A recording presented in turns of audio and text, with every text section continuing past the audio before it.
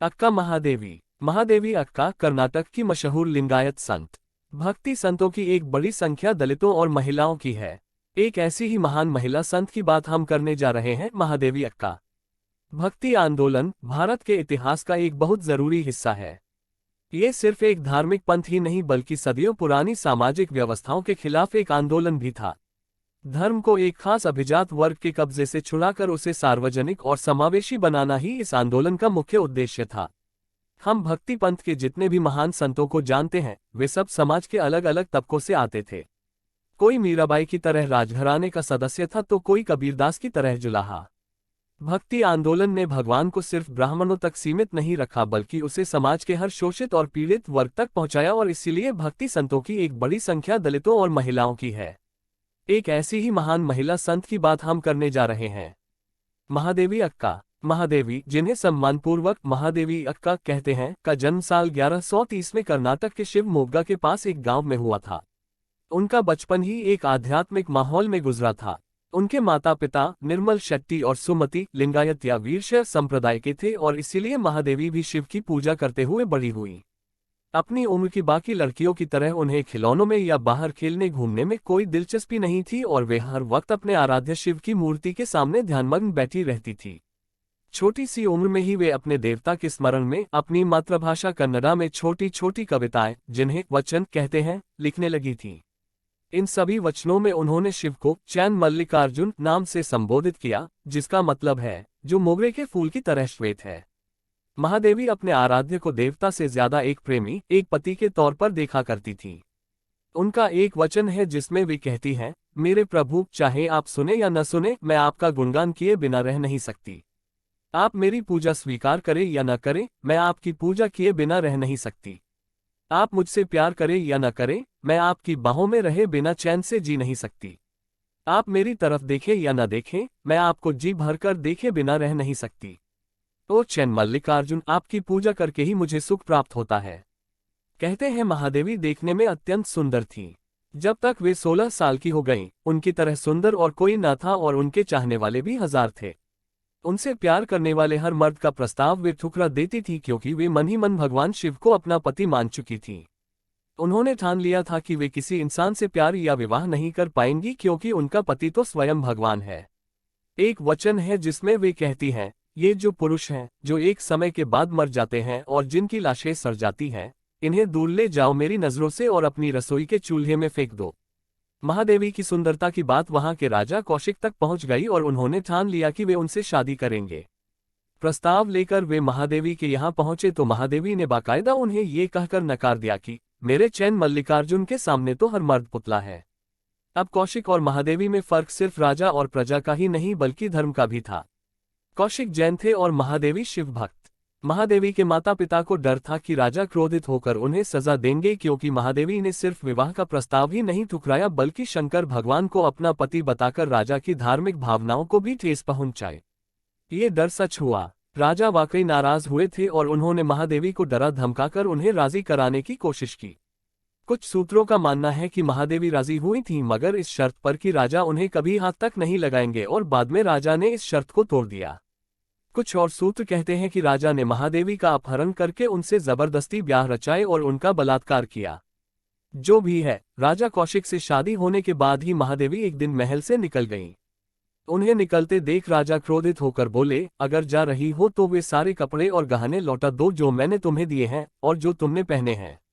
इस बात पर उन्होंने अपने गहने कपड़े उतार कर फेंक दिए और शरीर को अपने लंबे घने बालों से ढककर हमेशा के लिए गांव छोड़कर चली गईं।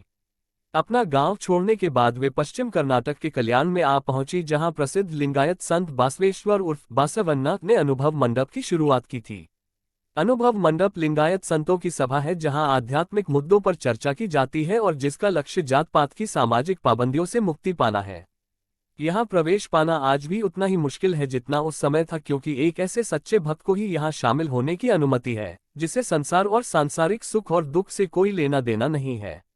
नंगे घूमने की वजह से महादेवी को वैसे भी हजार बातें सुननी पड़ती थीं क्योंकि उस समय साधु संतों का नंगा घूमना आम बात होने के बावजूद किसी महिला संत ने ऐसा नहीं किया था। पर जब वे अनुभव मंडप में पहुंची तब उन्हें वहां जाने से रोका गया क्योंकि उन्होंने अपना शरीर बालों से ढक रखा था, जिससे ये साबित होता था कि वे सामाजिक शर्म हया की परवाह करती हैं और भक्ति में पूरी तरह विलीन नहीं हुई हैं। एक लंबी और कठिन परीक्षा के बाद ही उन्हें अनुभव मंडप का हिस्सा बनने की अनुमति मिली। जल्द ही वे वहां के वरिष्ठ सदस्यों में से एक मानी जाने लगीं और लोग उन्हें अक्का या बड़ी बहन कह के संबोधित करने लगे। कुछ साल अनुभव मंडप की सदस्य बने रहने के बाद 25 साल की उम्र में महादेवी श्रीशैम पर्वत चली गईं। पर्वत की एक गुफा में उन्होंने अपनी जिंदगी के अंतिम 5 साल गुजारे। यहाँ वे प्रकृति से एक हो गईं। उन्हें हर पेड़, हर पत्ते, हर झील में शिव नजर आने लगे। 1160 में करीब 30 साल की उम्र में उन्होंने अपना शरीर त्याग दिया और शिव के साथ उनकी आत्मा का मिलन हो गया। कहा जाता है कि उनके देहांत से पहले राजा कौशिक उनसे क्षमा मांगने आए थे। महादेवी अक्का की कहानी जरूरी है क्योंकि एक धार्मिक संत होने के अलावा वे एक बेबाक और साहसी औरत थी जो समाज की पाबंदियों का उल्लंघन करने और शोषणकारी ताकतों का विरोध करने से डरती नहीं थी। 12वीं सदी में उन्होंने समाज द्वारा तय की गई औरत की भूमिका को नकारा और अपना रास्ता खुद चुनने की हिम्मत की। इतिहास में न जाने ऐसी कितनी अनोखी औरतें हैं जिनके नाम तक हम नहीं जानते। अक्का महादेवी वीरशैव धर्म से संबंधित एक प्रसिद्ध महिला संत थी। ये 12वीं शताब्दी में हुई थी। इनके वचन कन्नड़ गद्य में भक्ति कविता में ऊंचा योगदान माने जाते हैं। अक्का महादेवी ने कुल मिलाकर लगभग 430 वचन कहे थे, जो अन्य समकालीन संतों के वचनों की अपेक्षा कम है। इन्हें वीरशैव धर्म के अन्य संतों जैसे बसव, चैन बसव, किन्नरी बोम्मया, सिद्धर्मा, अलाम प्रभु एवं दास्यमया द्वारा उच्च स्थान दिया गया था। जन्म। अक्का महादेवी का जन्म 12वीं शताब्दी में दक्षिण भारत के कर्नाटक राज्य में उदुद्दी नामक स्थान पर हुआ। वे एक महान शिव भक्त थीं।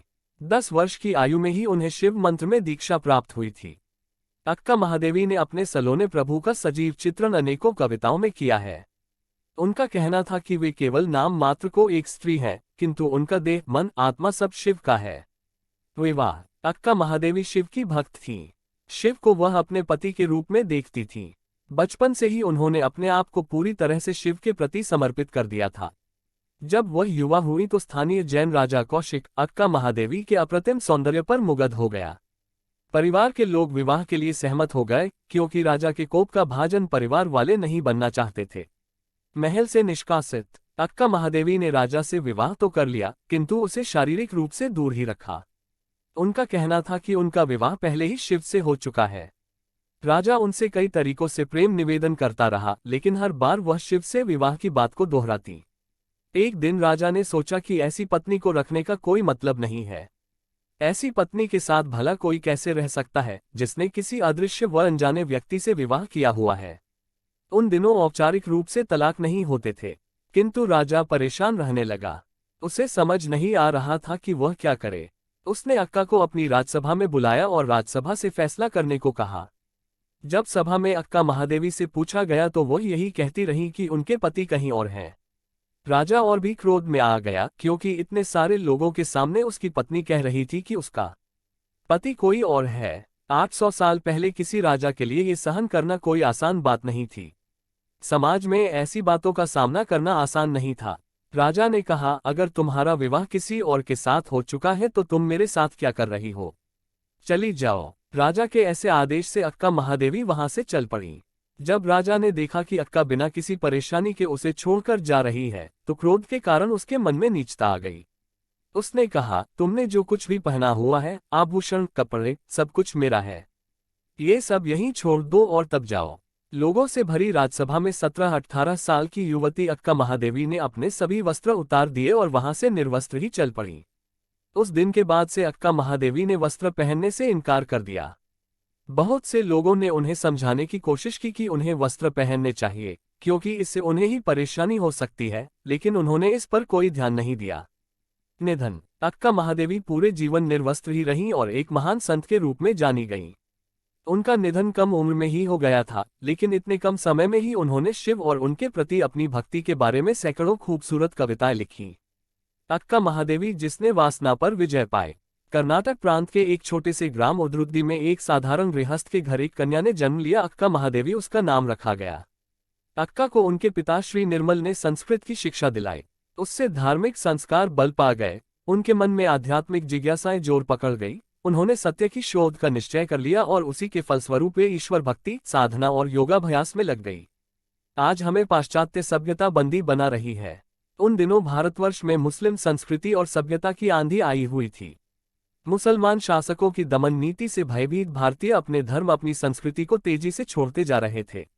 ऐसे लोग थोड़े ही रह गए जिनके मन में इस धार्मिक अवसान के प्रति चिंता और क्षोभ रहा हो, जिन्होंने अपने धर्म और संस्कृति के प्रति त्याग भावना का प्रदर्शन किया हो।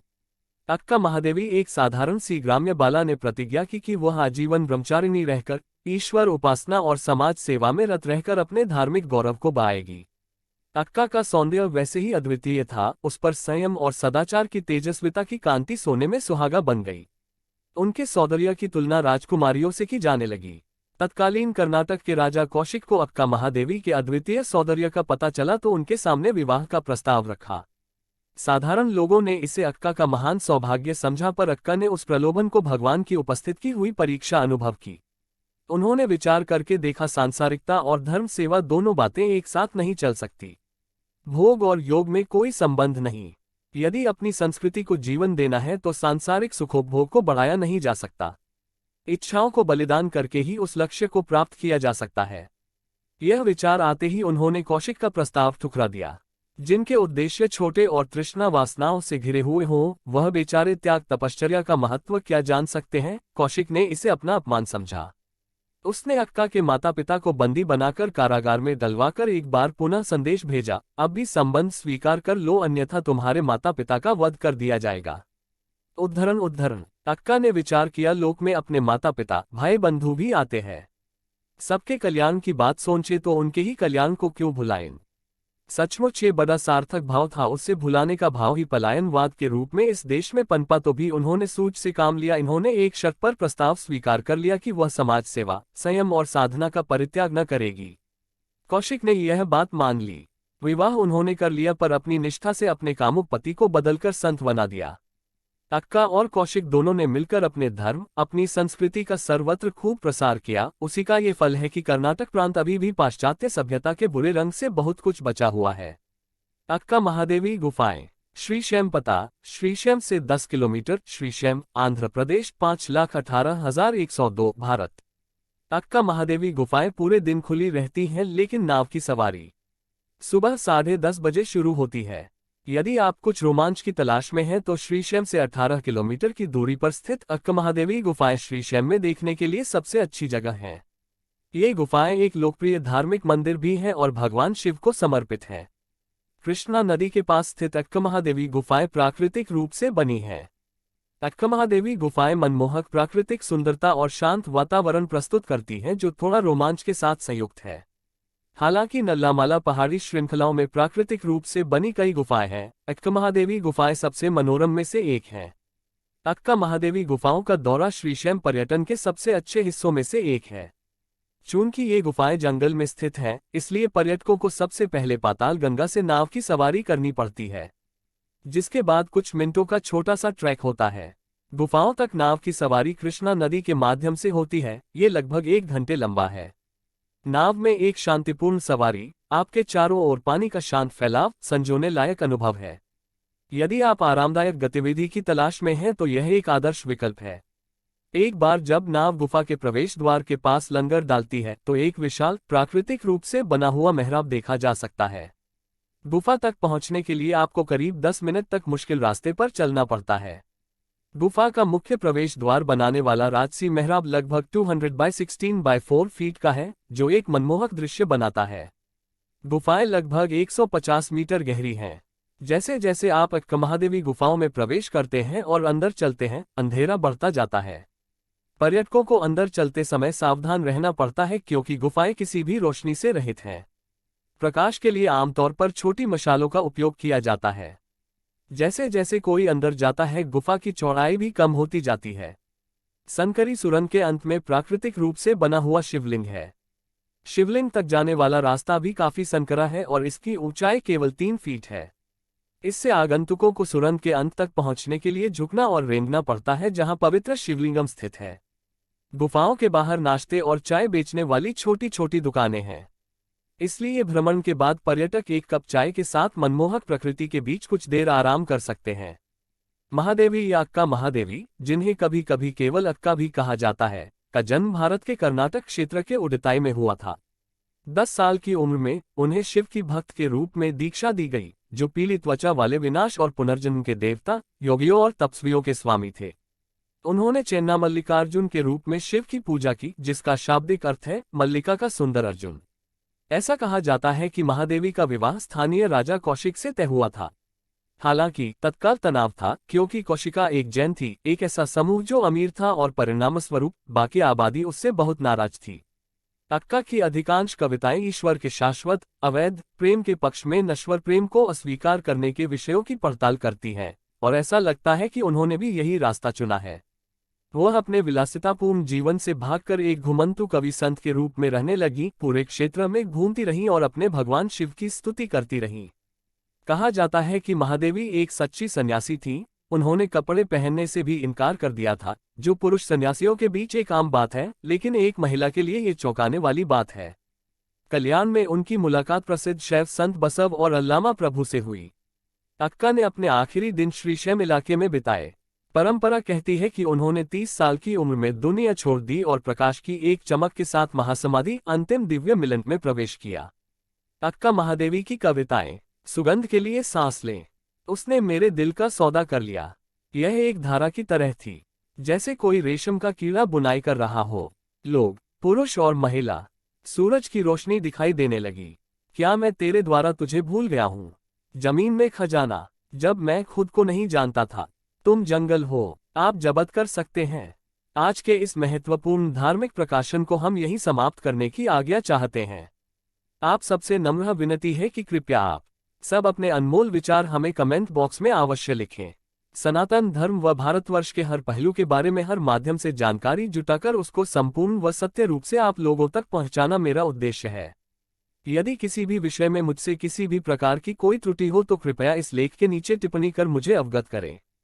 अच्छे विचारों को हम यहाँ प्रकाशित करते हैं। ये चैनल धार्मिक और अन्य महत्वपूर्ण जानकारियों से संबंधित चैनल है। इस चैनल का किसी भी अन्य संस्थान, कोर्स आदि से कोई संबंध नहीं है। हर हर महादेव।